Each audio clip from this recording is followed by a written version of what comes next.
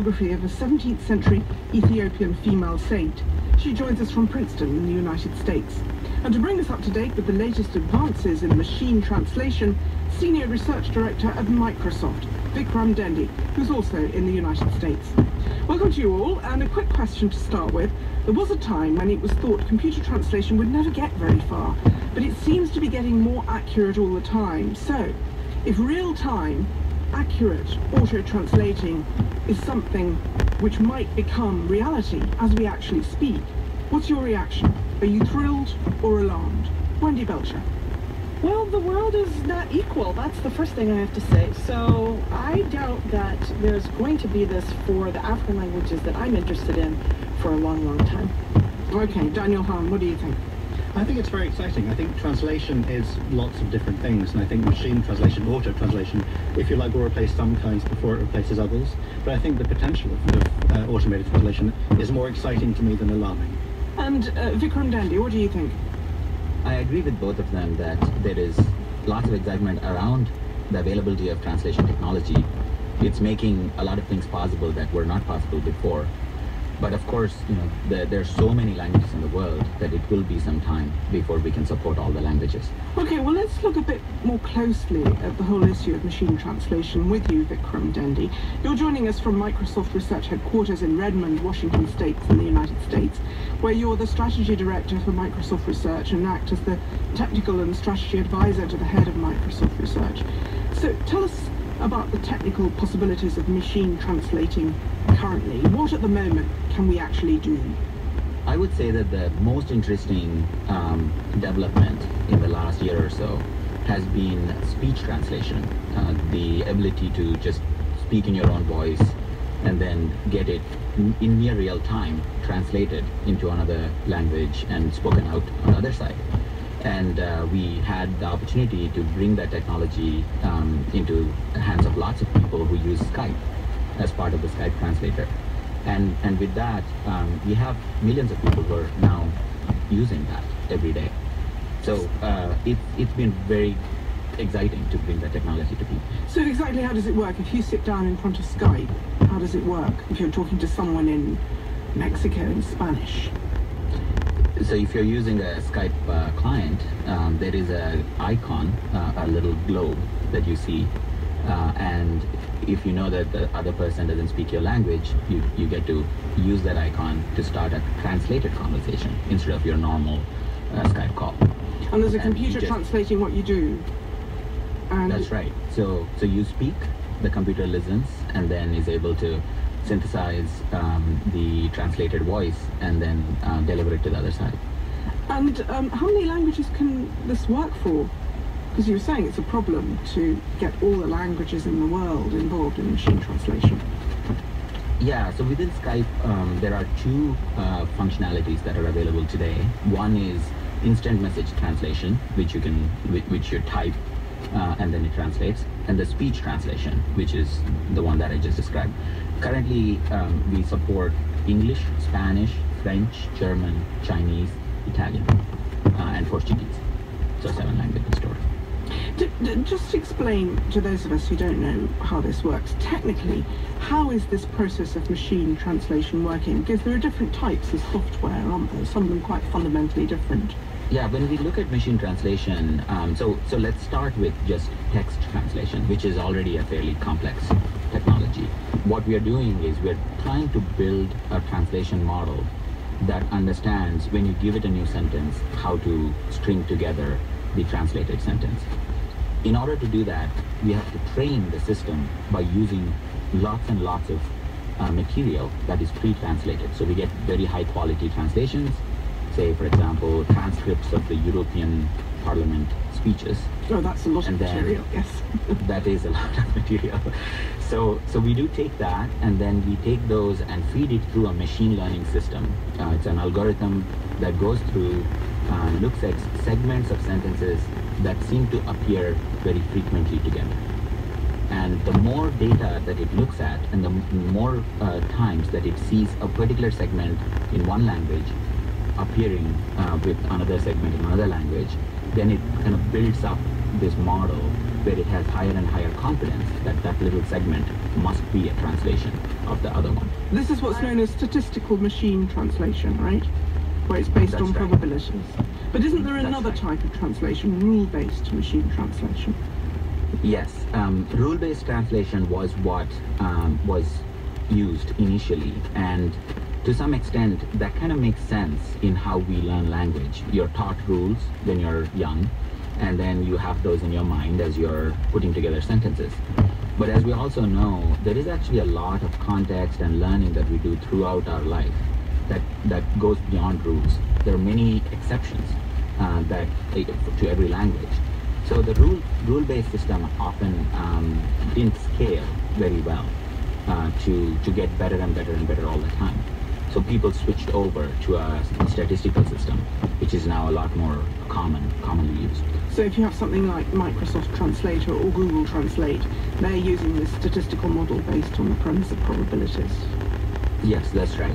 There are some new technologies coming that are based on a very mysterious newfangled technology called deep learning, and those are showing some promise as well.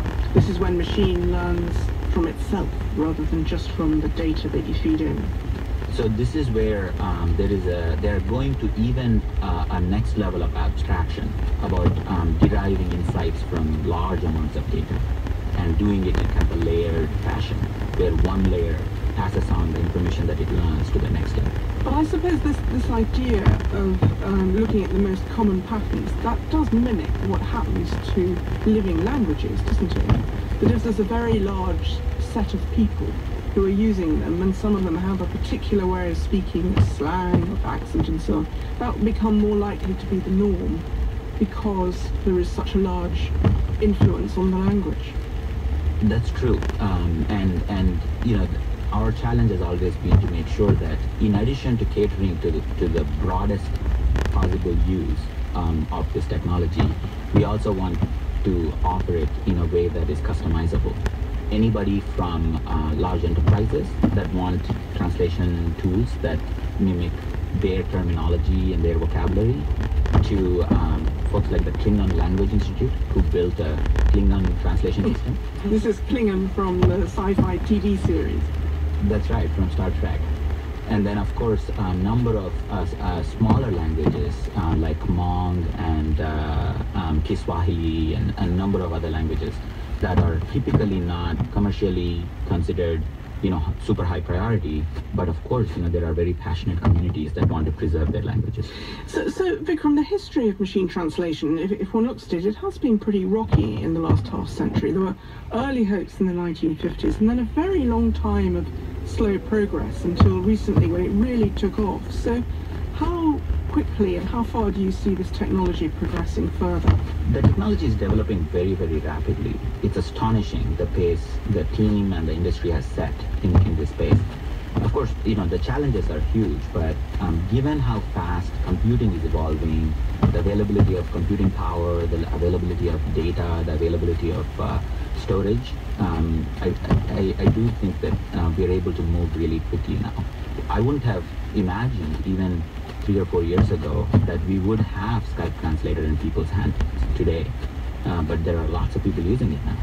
And what about the limits? What are the things that are difficult or impossible to do? I think the challenge will continue to be access to really good data.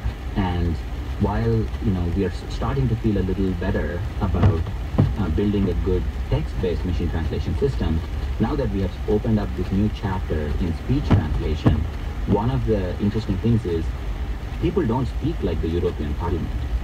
When you and I speak, we speak very differently, and there isn't that type of data. It's not as readily accessible. So there is a lot more work that needs to be done to design translation systems and experiences that actually are much more reflective of the type of speech conversations that we have. It's interesting, that also mimics our own experiences of different languages, doesn't it? There's a long way to go between learning French grammar and the sort of French that you might hear on the streets of Paris. The two very different experiences. Daniel Hahn, your reaction as a professional translator, has the advent of these technologies, Google Translate or Microsoft Translator, has that had an impact on you and your colleagues? I don't think it's had much of an impact on the kind of translation I do, which is mostly literary translation, but I'm sure that will change in future. But there are a number of reasons for that, one of which I think is precisely to do with the way it works and what Vikram was explaining about this idea of having a very, very big, growing, rich corpus of texts from which you gather the data of the statistical probability. Because literary writers, on the whole, are going to be the ones who are doing the unusual things with language. They're using words in slightly surprising ways. There are a number of ways in which literary translation is different from every other kind, but one of them is that you're expecting the writers to do things that the reader has not seen before. So not only do we not speak like they do in the European Parliament, we also don't write like we speak a lot of the time. So I can give you just a very quick example. There's a passage in a Proust novel, a big early 20th century piece, I think, from one of them, I can't remember which one, where... This is in French. It was originally in French, and someone is describing the sight of a tram, and the phrase is en partance pour l'azur, which I'll explain in a moment. Literally it means heading out into the blue. It's heading off towards the sun. I put this through a machine translator a while ago, and what it suggested was heading towards the Riviera, because the Côte d'Azur, because the likelihood, on the whole, trams do go to places more than they go to colours. The natural thing to guess, based entirely on statistical uses of these phrases, is that it's going to be going to a place rather than heading out towards. But so the Riviera is the French coast on the Mediterranean, and it's known as the Côte d'Azur. So that's the leap that the translator, the technical machine translator made. So the machine translator made what is not a common sense leap, but it's a very statistically credible leap, because it's based on the kind of way we use the language of going places. We tend to go places rather than go towards colours. And also, I imagine, Daniel, also that in the training data that machine translators tend to train on, there is a lot of material on the web about visiting Côte d'Azur. Right. There's a lot of tourism that goes there. So there's probably a skew online to having, lots of translated websites that are really trying to attract people to come and visit. Right. And so it's getting more frequency of that. But Vikram, couldn't you give the machine a lot of data which was poetic, or poetic translations, fictional translations, which accustomed them to the idea that you might use metaphorical phrases to do with colours? So then they wouldn't think that the tram would necessarily go to the south of France, but it might very well head off towards the sun. Yeah, so the interesting problem here often is that really literal translations, where the translators are taking a lot of, putting a lot of thought into picking translations that are not literal, that they're actually much harder in terms of to use as training data, because first, you don't actually have a lot of them, and translators often interpret very differently. In fact, even two translators might not agree with each other about how to translate a particular sentence. And as Daniel said, part of the point is to be surprising, so therefore you're going to defy probabilities. Right, and so it's much harder for a machine to kind of understand that level of abstraction. So often we don't use really poetic training material for that reason. Well, Wendy Bolsher, what's your reaction as an academic to machine translation? Do you think, in the sort of work you do, that it could be useful? Innovation doesn't drive out previous innovation. We know this, right? TV did not drive out radio. Ebooks are not driving out print books. It weakens them, but it doesn't drive them out. So I think we will always have translators for things like poetry or very literary text, and maybe still for things like high-level diplomatic negotiations, where a lost nuance, may have catastrophic consequences. So, I think that's still going. But of course, for me, again, the world is not equal. The language that I'm most interested in is Ge'ez, which has a different orthography. It has 300 characters, and it appears mostly in manuscripts. So even though we have 8 centuries of criminally understanding